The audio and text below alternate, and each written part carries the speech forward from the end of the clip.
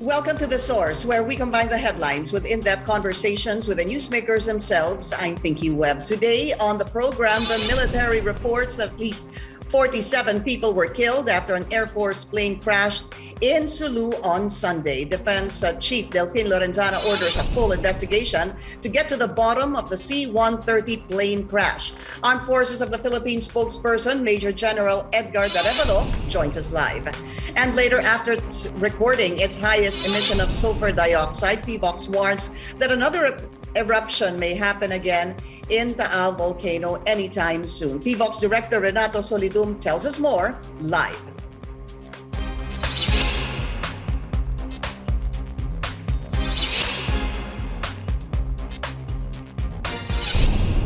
Armed Forces of the Philippines Chief General Cirilito Sobejana says that the rescue and retrieval operations in Jolo, Sulu is now completed. The AFP also confirms that the death toll in the Sulu plane crash on Sunday climbs to 50. This is the fourth air tragedy that struck the Philippine military this year. An Air Force C-130 plane carrying nearly 100 people crashed just seconds after touchdown at an airport in Jolo, Sulu on Sunday before noon. Most of them were new soldiers fresh from training. They were supposed to be replacements or reinforcements for the 11th Infantry Division. Our senior correspondent, David Santos, joins us now for the latest. David, what do you have for us? Well, Pinky, it appears this could be the worst air military disaster in our nation's history in decades, as the number of dead continues to climb this morning, as we have been reporting. Most of the fatalities, rather, are newly trained Army troops to be deployed in Sulu. This latest incident comes amid a string of deadly crashes this year involving the Philippine Air Force. Cell phone video capturing what appears to be the last moments of this military transport plane landing at the Jolo airport. In another clip, people can be seen running, followed by a fiery explosion and thick, heavy smoke billowing from the end of the runway. From Villamor Air Base in Pasay, the C-130 plane with tail number 5125 flew to Cagayan de Oro's Lumbia and Laguindingan airports to pick up troops bound for Sulu. Army Major General Romeo Browner Jr. was among its passengers in the Manila CDO flight. I'm a bit shaken, but also very thankful that it did not happen as we were landing in Lumbia Airport in Cagayan de Oro. I was with my family and we rode the C-130 to Cagayan de Oro because I was going to report here. Initial reports show the plane was beginning its touchdown when moments later it overshot the runway, skidding off into a village in the adjacent town of Paticul. Rescuers and firefighters rushed to the scene as the more than 90 on board tried to flee the plane inferno. As people were being pulled out from the raging fire, several others did not make it out alive, including some civilian residents on the ground. The C-130 Hercules is one of two former U.S. Air Force planes handed over to the Philippines as part of a military assistance package just early this year. Defense Chief Delfin Lorenzana, who was present when the aircraft was turned over in February, has ordered a probe into the incident. It's the latest in the string of deadly crashes involving the Air Force. In January, 7 were killed when a UE chopper crashed in Bukidnon. A pilot died when the attack helicopter he was flying crashed in Bohol last April. And just less than 2 weeks ago, 6 airmen, including 3 officers, died when one of the brand new Black Hawk choppers crashed during a flight training in Tarlac. Now the C-130 plane crash in Sulu, seen as the country's worst military air disaster in nearly 3 decades. AFP officials telling CNN Philippines that the death toll as of this morning has climbed to 50. 47 of the dead are military men, with the recovery of the remains of 5 soldiers earlier reported to be missing. 3 civilian residents were also among those killed. 49 military personnel pulled out alive from the crash site are now being treated in different hospitals in Jolo and Zamboanga City, while 4 civilians on the ground also being treated for injuries. Pinky. All right, David, and the latest here is that General Cirilito Sobejana had already said that the search and retrieval operations have been completed. So because of that, we will speak to the spokesperson of the AFP regarding the latest on this really sad this tragedy that happened yesterday. In the meantime, David Santos, thank you so much for that report. Let's go straight to the source of the story. We have AFP spokesperson Major General Edgard Arevalo. General Arevalo, maraming salamat po sa inyong oras. Umpisahan ko na po. The latest figure we got is 50 dead, 47 soldiers and 3 civilians died in yesterday's crash. Is this still the latest update, sir? That's correct, Pinky. This is still the latest update that we have. The AFP is mourning the death of these 47 soldiers. Sa ngayon, we are in the process of identifying the remains and checking it as against the flight manifest that we have to ensure that we will be able to give them a decent burial. Maihatid sila sa kanilang mga pamilya, afford them the honors that they deserve, and most especially the benefits that they are entitled to and the assistance that they may be needing for this incident. General Subihan has ordered the most efficient way and the fastest we could with regard to the identification of these fatalities. Pinky. General, you know, upon hearing this, upon watching it, it really breaks your heart because, well, of course, it's number one, it's tragedy. Napakarami pong ang sakay nung C-130. And as David was reporting, ang mangyayari ho sana, and as I know, these are soldiers from, if I'm not mistaken, Bukidnon ho ata and Misamis Oriental na nag-training sa Cagayan de Oro para po to fly to the 11th ID for reinforcement. Is that accurate, sir? That's true, Pinky. Alam naman natin, we have continuing requirements of replenishment and refurbishment ng personnel natin, and these fatalities are part of the group that is supposed to upgrade the fill-up of our personnel at the 11th Infantry Division that is operating in Sulu that are after the terrorist Abu Sayyaf group in the area.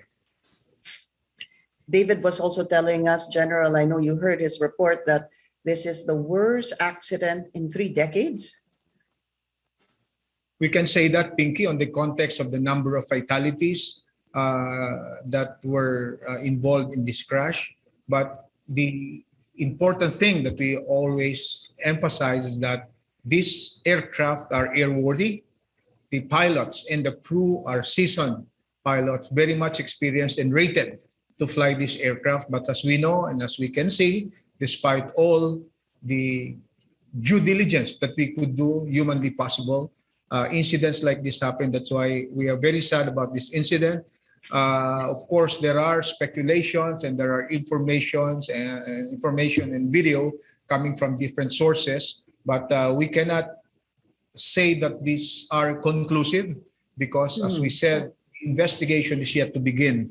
As we speak, Pinky, the members of the investigating team from the Philippine Air Force, headed by no less the commander of the Air Mobility Command of the Philippine Air Force and the commander of the Airlift Wing, where the C-130 belonged to, are already in Sulu.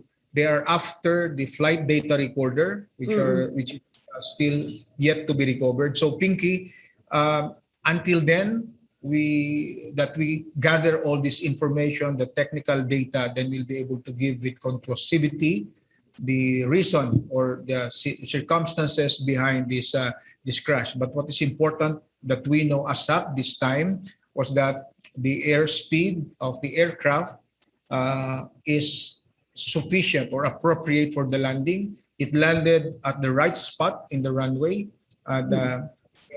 what is yet to be determined is what happened, why it overshot the runway, Pinky.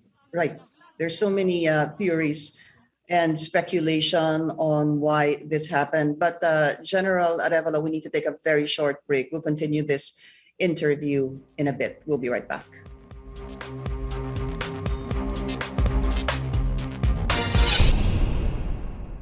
You're watching The Source on CNN Philippines. I'm Pinky Webb. Our source today, AFP Spokesperson MGen Edgard Arevalo. General, you somehow gave me some initial findings. You said a while ago that the airspeed was right. So first, I want to find out from you, meron na ho bang eyewitnesses at ano ho ang sinabi ng mga, if ever ano po, na nakausap ng mga sundalo? Well, meron tayong mga eyewitnesses, Pinky, who already gave the initial information, but we would like to have this checked vis-a-vis other data, kagaya ng data coming from the air, from the control tower. We are also interested to recover conversation between the pilots, the radio transmission, and of course, yun nga, yung flight data recorder or the black box, upang sa ganon, malaman natin, all these things taken together, we'll have a better, clearer picture as to what happened. And besides that, we will be able to determine what are still the things that are necessary for us to ensure that accidents like this may not happen again. Yeah, I mean, this is the fourth accident just this year alone. But General, just tell us, what are the angles being taken into consideration? Well, Pinky, there are a lot of considerations.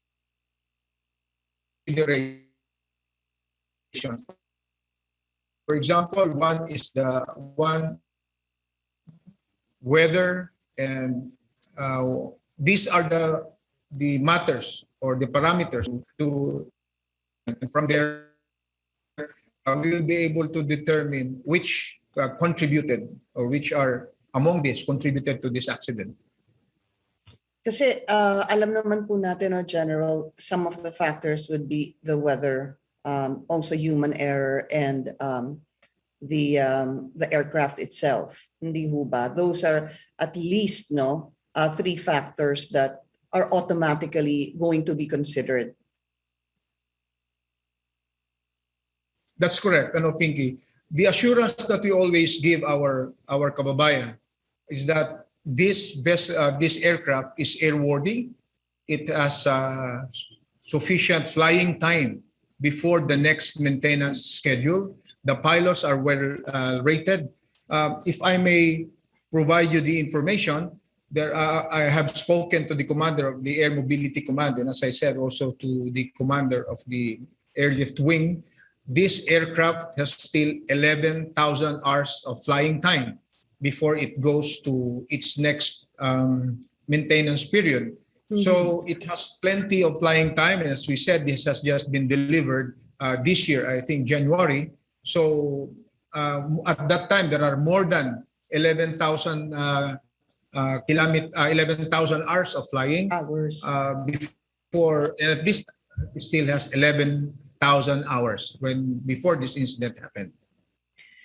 General, would you be able to tell us if there was any communication between the pilot and the tower?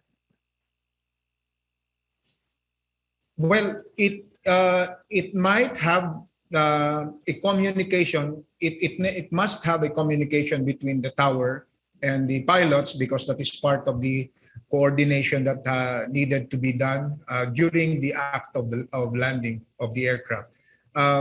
From the conversation I had with the commander of the Airlift Wing, they were saying that it's the right place of approach to the airport, whether it's going to headwind or tailwind. It is the right place for the approach. The landing gear hit the center and the right spot around 1/3 of the runway. So in essence, all this procedure, all these protocols have been observed. That's why we really needed to determine by a thorough investigation and through the flight data recorder and other available data, what happened next after all these things have been observed. Why did the aircraft skidded and exceeded the runway? I have received several information already, but I do not want to venture on discussing this because, as I said, as of the moment, this remains to be speculations. But are you even considering foul play? At the moment, looking at the circumstances that we have at hand and the information that we know, we are ruling out any foul play. I have been asked previously if the aircraft could have been attacked. We said, based from the circumstances and the information at hand, this is not among the possible reasons why this accident happened. Thank you. Let me add though, General, I hope you don't mind, but why not? If you are already initially, let's be very clear about that, saying that the airspeed was right, that the landing gear had touched 1/3 of the runway. From my understanding, because I spoke to someone, a pilot, ang sabi po niya, medyo maliit daw ho talaga yung runway dyan. However, meron pong tinatawag na touch and go. So kapag palagay mo hindi sapat yung iyong landing, I guess, touch and go, parang you will accelerate again and go around and try another landing approach. But I guess that's a question. If you're sige, sir, go ahead. Yeah, as I said, I have some information already coming from the pilots, coming from the commander of the airlift wing, from the Air Mobility Command, who themselves are experienced pilots. But as I said, if we have to discuss it at all, this is not official. There are information that were given us that when it hit the runway at the right speed, at the right time, and at the right spot, it had to be a hard landing because of the relative shortness of the runway. But even if it's a short runway, a C-130 is capable of handling and negotiated such length of a runway. And besides, Pinky, this is not the first time that C-130s land in this particular airport. So we have not experienced problems in the past with regard to landing in this so-called shorter runway. And according to the information, it necessarily had to be a hard landing. It might have bounced, and because they may not be able to stop before the end of the runway, they might have tried to climb up once again to do another round to reapproach, in essence, for them to redo landing. But as it turned out, that is the reason why we have to check what happened in that particular aspect, or if at all that was the reason why this aircraft met that accident. So, Pinky, as I said, and I would like to stress that that is not an official report. That is not the result of any investigation yet. Being asked about what could have been our comment on some information coming from pilots themselves, this we could provide thus far. But then again, this isn't a result of any investigation yet. And I still urge the public that we await the final result of the investigation. What we would like to assure our kababayan, Pinky, in every aspect humanly possible, we ensure that all our aircraft are airworthy. All our pilots have the necessary rating, training, and certification before they could fly this aircraft. Even if sabihin natin na these are not brand new aircraft, still very diligent ang ating Air Force. Lieutenant General Allen Paredes, the Commanding General of the Philippine Air Force, is very meticulous, especially in ensuring the airworthiness and training of our pilots. But accidents like this happen, and nobody wants this, but we assure our people that we are on top of the situation.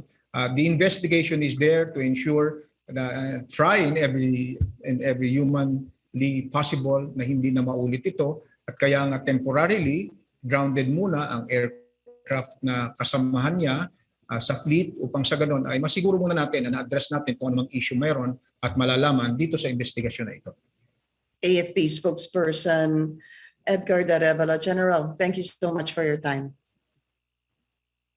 Thank you very much, Pinky, for this opportunity. We just like to ask our kababayan to help us praying for our soldiers who perished in this incident, especially to the members of their family, for them to have the strength in this period of mourning. The Armed Forces of the Philippines leadership, particularly General Cirilito Sobihana, would like to assure them of all the support that they need. We are taking all our best, the best that we can do to identify the remains the soonest that we can so that we could deliver them to their respective families. At ganun din, the Armed Forces of the Philippines will be mourning this incident, aside from the individual honors that are going to be accorded to these soldiers who perished in this incident. All flags in our military camps will be flown at half-mast to show how sad we are in this incident, and of course, the necessary investigation to be conducted and what needed to be done, we will do in order to ensure that incidents like this will not happen again. Thank you, Pinky. All the best. Thank you, General Arevalo. Take care of yourself, sir. Maraming salamat po sa inyong oras. And coming up, state volcanologists are closely monitoring the activities over Taal volcano and warns of another eruption anytime soon. PHIVOLCS Director Renato Solidum will join us after the break.